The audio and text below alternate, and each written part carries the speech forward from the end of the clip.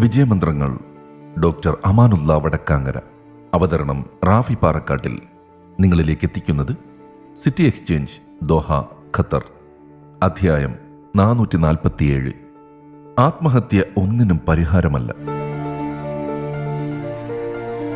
ജീവിതത്തിൽ എന്തെങ്കിലും പ്രതിസന്ധികൾ വരുമ്പോൾ ജീവിതം തന്നെ അവസാനിപ്പിക്കുക എന്ന കടുംകൈ ചെയ്യുന്നവരാണ് പലരും.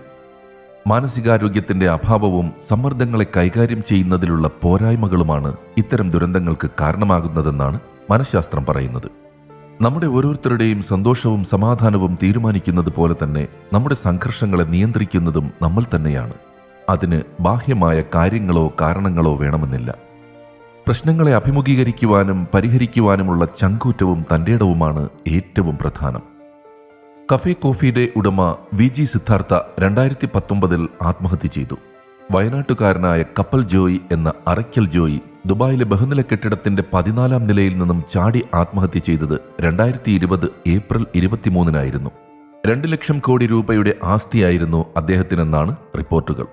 2021 മാർച്ച് 5 മുത്തൂറ്റ് ഫിനാൻസ് മുതലാളി മുത്തൂറ്റ് ജോർജ് ഡൽഹിയിലെ 7 നില കെട്ടിടത്തിൽ നിന്നും ചാടി ആത്മഹത്യ ചെയ്തു.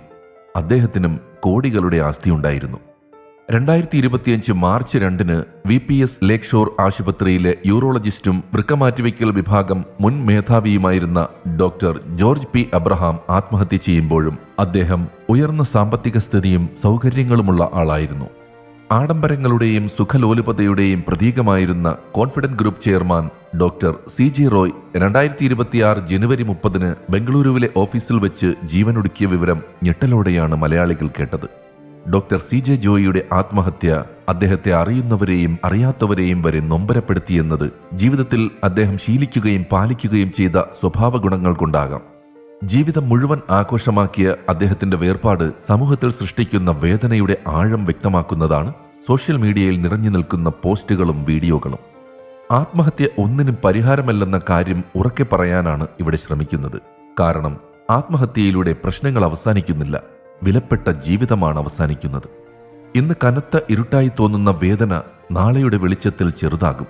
പക്ഷേ ജീവൻ ഉപേക്ഷിച്ചാൽ ആ വെളിച്ചം കാണുവാനുള്ള അവസരമാണ് നഷ്ടമാകുന്നത്. വേദന പറയാതെ വിഴുങ്ങരുത്. ഒറ്റപ്പെടൽ ധൈര്യമല്ല, സഹായം തേടുന്നതാണ് യഥാർത്ഥ ശക്തി. യാതൊരു മുതൽ മുടക്കുമില്ലാതെ തികച്ചും ദാനമായി ലഭിച്ച അമൂല്യനിധിയാണ് ഓരോ ജീവിതവും.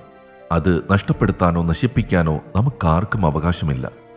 ജീവിതം ചോദിക്കുന്നു, നിനക്ക് ഒരു ദിവസമെങ്കിലും കൂടി തരട്ടെ? അതേ എന്ന ഉത്തരം നൽകി ജീവിതത്തെ വരവേൽക്കുകയാണ് വേണ്ടത്. കാരണം നാം ഓരോരുത്തരും വിലപ്പെട്ടവരാണ്.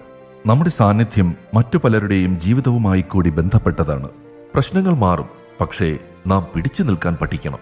ഏത് പ്രതിസന്ധി ഘട്ടത്തിലും ജീവിതം ഉപേക്ഷിക്കാതെ പ്രതീക്ഷയോടെ പിടിച്ചു നിൽക്കുകയെന്നതാണ് ഏറ്റവും വലിയ വിജയമന്ത്രം. ഇവിഷയകമായി വായിച്ച നിരവധി കുറിപ്പുകളിൽ ഇന്നർ പവർ കോച്ചായ OS റഹ്മാൻ ഫേസ്ബുക്കിൽ എഴുതിയ ചിരിക്കുന്ന മുഖങ്ങൾക്ക് പിന്നിലെ ഏകാന്തത, CJ റോയിയുടെ വിയോഗം നമ്മളോട് പറയുന്നത് എന്ന കുറിപ്പ് ഇവിടെ പങ്കുവയ്ക്കാം. ബിസിനസ് ലോകത്ത് സ്വന്തം കഠിനാധ്വാനം കൊണ്ട് വിസ്മയങ്ങൾ തീർത്ത വ്യക്തിയാണ് ഡോക്ടർ CJ റോയ്. പുറമേ നിന്ന് നോക്കുമ്പോൾ എല്ലാം തികഞ്ഞ ജീവിതം. എന്നിട്ടും എന്തുകൊണ്ട് ഇങ്ങനെയൊരു അന്ത്യം? അദ്ദേഹത്തിന്റെ വിയോഗം വ്യക്തിപരമായ ഒരു നഷ്ടത്തിനപ്പുറം ബിസിനസ് ലോകത്തിന് ഗൗരവകരമായ ചില ചിന്തകൾ നൽകുന്നുണ്ട്. ഒരു ഇന്നർ പവർ കോച്ച് എന്ന നിലയിൽ ആ ബഹുമാനം നിലനിർത്തിക്കൊണ്ട് തന്നെ പറയട്ടെ, വിജയത്തിന്റെ കൊടുമുടിയിൽ നിൽക്കുന്നവർ അനുഭവിക്കുന്ന ചില കാണാമറയത്തെ സമ്മർദ്ദങ്ങൾ, ഹിഡൻ പ്രഷേഴ്സ് നാം തിരിച്ചറിയേണ്ടതുണ്ട്. വിജയികൾ പലപ്പോഴും അനുഭവിക്കുന്ന ചില മാനസികാവസ്ഥകൾ ഇവയാണ്. 1. ശക്തരെന്ന മുഖംമൂടി, ദി മാസ്ക് ഓഫ് സ്ട്രെങ്ത്. സമൂഹത്തിന് മുന്നിൽ എപ്പോഴും ശക്തൻ, വിജയി എന്നീ ലേബലുകൾ ഉള്ളതുകൊണ്ട് സ്വന്തം വിഷമങ്ങളും പേടികളും പുറത്തു കാണിക്കാൻ ഇവർക്ക് മടിയായിരിക്കും. എനിക്ക് പ്രശ്നങ്ങളുണ്ടെന്ന് പറയുന്നത് പരാജയമായി ഇവർ തെറ്റിദ്ധരിക്കുന്നു. ഉള്ളിലെ സങ്കടം ഉള്ളിൽ തന്നെ അടക്കിപ്പിടിക്കുന്നത്, ഇമോഷണൽ സപ്രഷൻ, ഒടുവിൽ താങ്ങാനാകാത്ത ഭാരമായി മാറുന്നു. 2. വിജയത്തിന് ശേഷമുള്ള ശൂന്യത, ദി പാരഡോക്സ് ഓഫ് സക്സസ്. എല്ലാം നേടിക്കഴിയുമ്പോൾ ചിലപ്പോഴെങ്കിലും ഇനി എന്ത് എന്നൊരു ശൂന്യത, എക്സ്റ്റേണൽ വോയിഡ്, വലിയ വിജയികളെ വേട്ടയാടാറുണ്ട്. വലിയ ലക്ഷ്യങ്ങൾ സാക്ഷാത്കരിക്കപ്പെടുമ്പോൾ മനസ്സിന് മുന്നോട്ടു പോകാൻ പുതിയൊരർത്ഥം കണ്ടെത്താൻ കഴിയാതെ വരുന്ന അവസ്ഥയാണിത്. 3. ഒറ്റപ്പെടലിന്റെ വേദന, ഐസൊലേഷൻ അറ്റ് ദ ടോപ്പ്. ഉയരങ്ങളിലേക്ക് പോകുന്തോറും ഏകാന്തത കൂടുമെന്ന് പറയാറുണ്ട്. നൂറുകണക്കിന് ആളുകൾ ചുറ്റുമുണ്ടെങ്കിലും മനസ്സ് തുറന്ന് സംസാരിക്കാൻ വിശ്വസ്തരായവർ കുറവായിരിക്കും. ഈ ഏകാന്തതയാണ് പലപ്പോഴും തെറ്റായ തീരുമാനങ്ങളിലേക്ക് നയിക്കുന്നത്. നമുക്കെന്ത് ചെയ്യാൻ കഴിയും? സഹായം ചോദിക്കുന്നത് കുറവല്ല, ഏറ്റവും വലിയ കരുത്തെന്നത് എല്ലാം സഹിക്കുക എന്നതല്ല, മറിച്ച് എനിക്ക് സഹായം വേണം എന്ന് തുറന്നു പറയാൻ കാണിക്കുന്ന ധൈര്യമാണ്.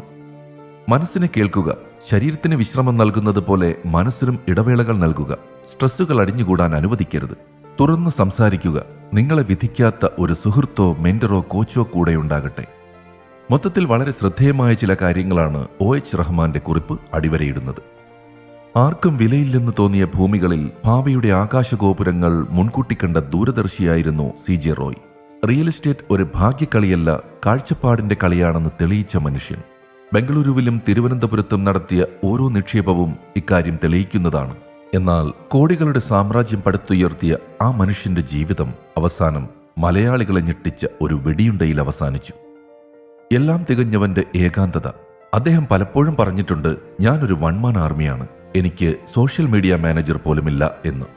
എല്ലാ കാര്യങ്ങളും ഒറ്റയ്ക്ക് നിയന്ത്രിക്കുന്ന സ്വഭാവം അദ്ദേഹത്തിനുണ്ടായിരുന്നു.